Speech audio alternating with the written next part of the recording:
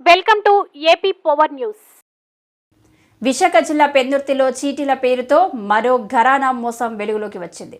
తమకు న్యాయం చేయాలంటూ మీడియా ముందుకు వచ్చిన బాధితులు మాధవి అనే మహిళ పప్పు చీటీలు మరియు శ్రావణ మాసం చీటీల పేరుతో మోసం చేసిందని బాధితుల ఆరోపణ. సుమారు 14 కోట్లు ఇవ్వాలంటూ బాధితులు ఆవేదన. సుమారు 540 మందిని చీటీల పేరుతో మాధవి అనే మహిళ మోసం చేసింది బాధితులు ఆరోపణ. తమకు న్యాయం జరిగే వరకు ఆందోళన చేస్తామని తెలిపిన బాధితులు.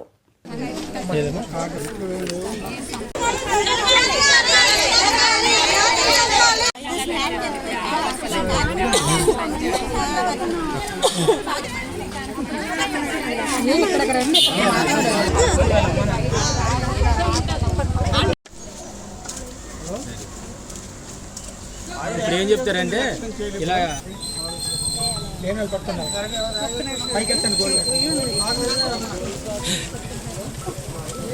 బండి అలాగే నడుచుకుంటూనే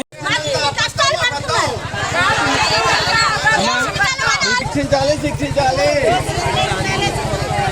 అమ్మా ఓయమ్మా ఇటు జరగండి అందరూ.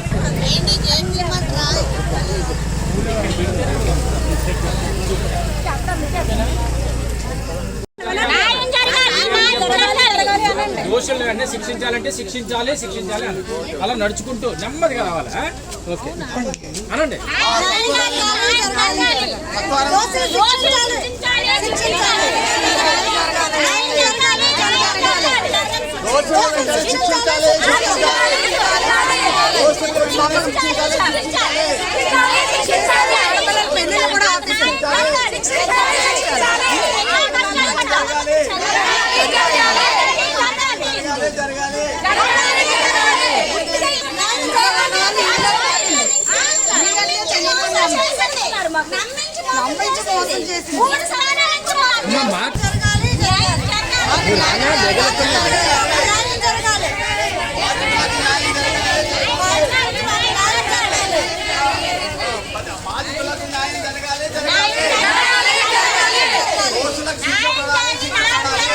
దగ్గరే ఉంచేశారనమాట.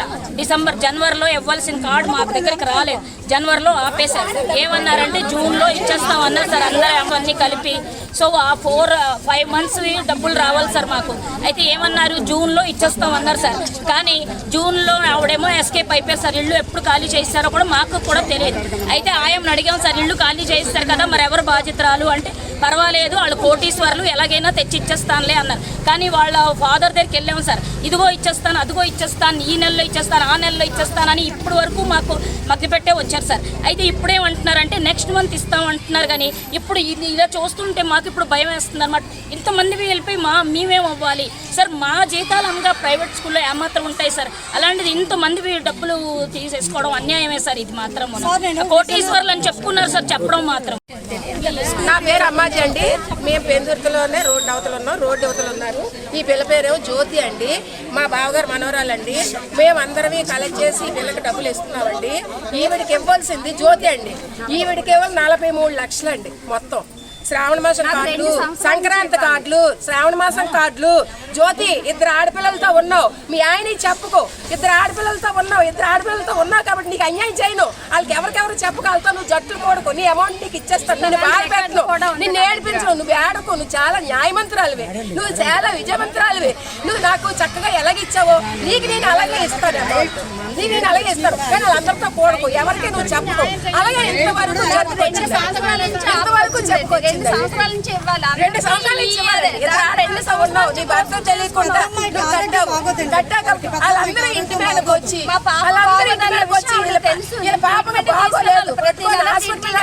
తిరుపతి హాస్పిటల్ అంటే తిరుక్కొని ఈవిడ వేరే తిరుక్కొని రాత్రులు పోలు ఏడ్చి నువ్వెవరు చెప్పి నువ్వు చేసావు ఈ పని అని చెప్పేసి వాళ్ళ ఆయన నువ్వేం చేసుకుంటావు చేసుకో, నాకు అమౌంట్ అంతా తెచ్చిందంటే నా గుమ్మ ఎక్కువ, అంతవరకు నువ్వు గుమ్మ ఎక్కకు అలాగే చెప్పేసి 2 ఆడపిల్లలతో ఇప్పుడు ఎక్కడికి వెళ్ళిపోద్ది? ఎవరి మీద పడుతుంది ఆ పిల్ల?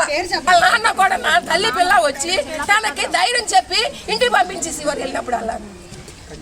నెక్స్ట్ ఇంకెవరైనా చెప్తారా?